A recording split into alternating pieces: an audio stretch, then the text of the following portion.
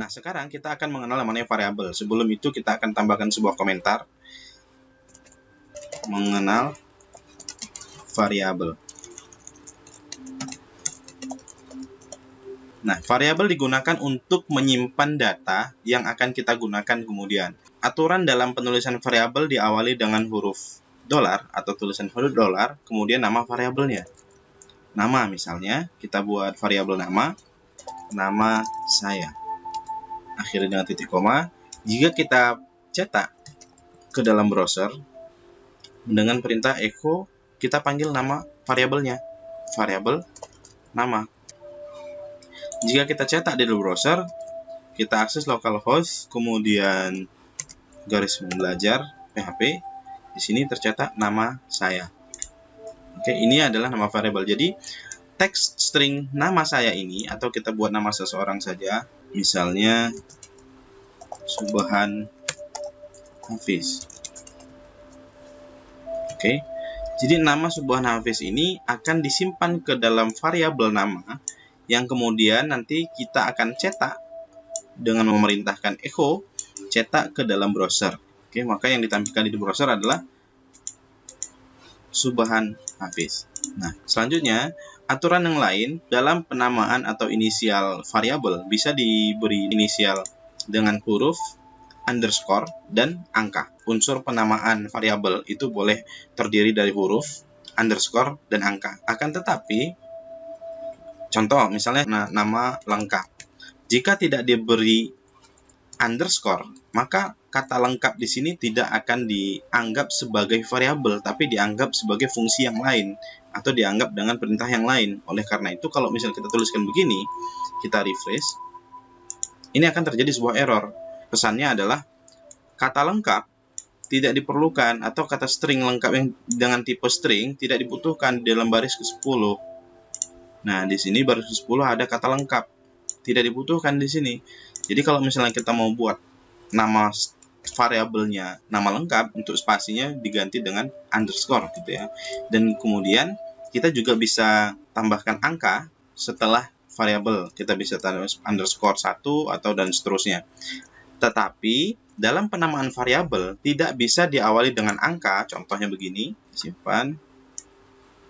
Misalnya nama lengkap. Ini akan terjadi error. Nah, di sini error angka 1 dengan tipe number tidak diperlukan di dalam baris ke-10. Nah, ini tidak diperlukan. Jadi tidak bisa ya. Begitu juga dengan underscore, tidak bisa variabel diawali dengan underscore. Jadi harus diawali dengan huruf, dan kemudian nanti akan disambung menggunakan underscore, dan di akhirnya akan diakhiri dengan angka. Ini tetap bisa untuk diakses. Kalau kita refresh, nah di sini berhasil ya mencetak variabel nama. Nah, kemudian ini kita buat begini saja. Kemudian untuk perlu diperhatikan juga, penamaan variabel ini sangat sensitif case. Contoh, di sini saya menggunakan n-nya adalah n besar. Sementara ketika saya panggil di sini n kecil. Nah, ini akan terjadi error. Akan terjadi error karena variabel nama lengkap, nama di sini nama lengkap tidak ada atau tidak dikenali. Nah, variabel nama tersebut karena di sini n-nya besar, sementara yang di sini n kecil.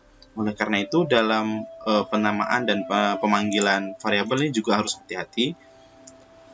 Sangat sensitif. Beda halnya dengan nama fungsi. Contohnya ini fungsi echo. Echo ini kalau saya ketikkan huruf E-nya adalah E besar, tetap akan dieksekusi atau dijalankan secara sempurna. Nah, beda dengan variabel, karena variabel itu sensitive case. Oke, baik. Selanjutnya, kita akan coba gabungkan dengan script atau sintak HTML. Misalnya di sini saya punya variabel nama lengkap. Ini akan saya hapus. Kita akan tambahkan atau kita akan buat sebuah script HTML di sini. Saya ketikkan HTML, kemudian tekan tab, akan muncul struktur dari HTML seperti ini. Untuk title kita akan beri mix HTML dan PHP. Jadi kita akan tuliskan atau kita akan gabungkan sintak HTML dengan sintak dari PHP dengan catatan seperti ini ya. file PHP ditulis dengan pembuka dan penutup. Jadi kalau misalnya di bawahnya ini tidak ada HTML, ini tetap bisa dijalankan kosong karena di sini nggak ada echo ya. Contoh saya buat echo variabel, kita panggil nama lengkap. Nah, kalau dijalankan ini tetap bisa dijalankan walaupun file PHP-nya tidak kita tutup karena di bawahnya tidak ada script HTML atau tidak ada sintak HTML. Tapi kalau misalnya ada sintak HTML seperti ini, ada sintak HTML tapi script PHP kita ini tidak kita tutup, maka yang terjadi akan error. Nah, error di sini. Jadi kita harus tutup. Nah, ini bisa kita hapus.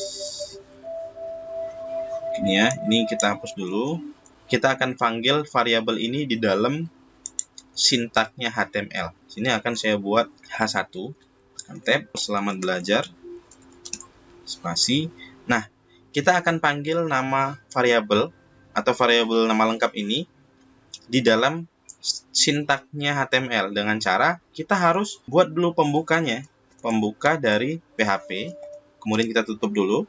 Kenapa harus kita buat lagi pembuka dan penutup? Karena kita akan memanggil sebuah perintah PHP di dalam sintaknya HTML. Kalau misalnya kita tidak buat seperti ini ya, kita langsung panggil variabelnya, variabel nama lengkap. Kita simpan. Kalau kita jalankan, di sini akan dicetak atau ditampilkan selamat belajar $nama lengkap. Jadi variabel yang kita buat di dalam PHP itu tidak akan dikenali sebagai sebuah variabel atau fungsi variabel. Dia akan dikenali dengan teks biasa. Oleh karena itu, kita akan buat pembuka PHP. Ini akan kita pindahkan kemari, baru kita simpan. Jadi pembuka, kemudian kita panggil echo, nama variabelnya gini ya. Nama variabel nama lengkap, kemudian di sini ada penutup dari PHP-nya. Jangan lupa di sini ada pembuka dan juga harus ada penutup. Di sini akan menampilkan value atau nilai dari variabel nama lengkap. Begitu cara untuk pemanggilan dari perintah PHP di dalam scriptnya atau dalam sintak HTML. Selanjutnya, selain variabel, kita juga akan belajar mengenai fungsi, perintah yang memudahkan kita untuk menjalankan atau membuat sistem. Jadi kalau misalnya aplikasi yang kita buat nanti udah besar, itu akan kita sangat perlukan namanya fungsi untuk mempermudah kita membangun sebuah sistem. Saya contohkan di sini adalah menggunakan fungsi UCWord. Begini. Dan untuk aturan dari penulisan fungsi, setelah kita tuliskan nama fungsinya, value-nya atau nilainya harus kita bungkus dengan buka kurung, tutup kurung. Jadi karena yang akan kita tampilkan adalah string itu harus dibungkus selalu dibungkus dengan tanda petik 1 atau tanda petik 2. Jadi ini sebenarnya tanda petik 1 bisa. Kalau awalnya 1 diakhiri dengan 1. Ini ya. Kalau kita panggil, ini tetap akan dijalankan dengan sempurna. Oh, sebentar. Ini ya. Untuk ini tidak dikenali. Tanda petik 1-nya tidak dikenali. Oh, ini dia lebih 1. Jadi kita hapus dulu. Kita simpan, kita refresh. Nah, di sini tetap akan dijalankan. Jadi, di sini tadi teks yang kita tuliskan, huruf S-nya kecil, hanya kecil. Kita menambahkan fungsi UCWord. UCWord itu kalau kita cari di Google ya. UCWord PHP. Kita lihat dari dokumen php.net-nya langsung aja. Oke, pengertiannya di sini. UCWord uppercase the first character or each word in string. Jadi dia menjadikan huruf pertama atau karakter pertama menjadi huruf besar. Nah, kalau kita perhatikan di sini saya tuliskan Subhan Hafiz dengan huruf kecil semuanya. Ketika dicetak, di sini sudah membuat huruf S-nya atau huruf awalnya itu menjadi huruf besar. Atau bisa juga misalnya menjadikan huruf besar semuanya. Misalnya di sini kita bisa menggunakan perintah str to upper. Oke. Kemudian kita simpan. Ingat, aturan dalam penulisan fungsi itu ditulis nama fungsinya, kemudian diawali buka kurung, tutup kurung. Kalau kita simpan, di sini akan menjadi huruf besar semuanya. Bisa kita lihat, misalnya str to upper. Nah, ini ada str to upper. Di sini keterangannya make string, menjadikan sebuah string menjadi huruf besar semuanya. Kita kembali lagi ke codingnya. Ini kita kembalikan dulu tanda petik 2. Begini, kita akan gunakan tanda petik 2. Nanti akan kita tunjukkan apa sih bedanya kalau kita menggunakan tanda petik 2 atau 1 gitu ya. Kalau misalnya pakai 1 aja, kenapa pakai 1 gitu. Nanti ada beberapa hal yang tidak bisa kita gunakan di tanda petik 1. Fungsi ini dikategorikan menjadi 2. Ada fungsi yang mengembalikan nilai dan ada yang tidak mengembalikan nilai. Jadi kalau sebuah fungsi yang mengembalikan nilai adalah fungsi contohnya str to upper yang kita gunakan ini. Fungsi ini mengembalikan nilai subahan yang disimpan dari variabel nama lengkap. Kemudian dijadikan dia huruf besar. Seperti yang ditampilkan di browser. Ya kan? Ada juga variabel atau fungsi tidak memerlukan atau tidak mengembalikan nilai. Contohnya fungsi php info. Kemudian kita buka kurung, tutup kurung, titik koma. Perlu kita ingat bahwa penulisan dari fungsi harus diawali setelah penulisan nama fungsi diikuti dengan buka kurung, titik kurung. Walaupun di dalamnya tidak memerlukan nilai. Contohnya, kalau misalnya str to upper ini kan memerlukan nilai. Nilainya adalah string yang kita simpan ke dalam variabel nama lengkap.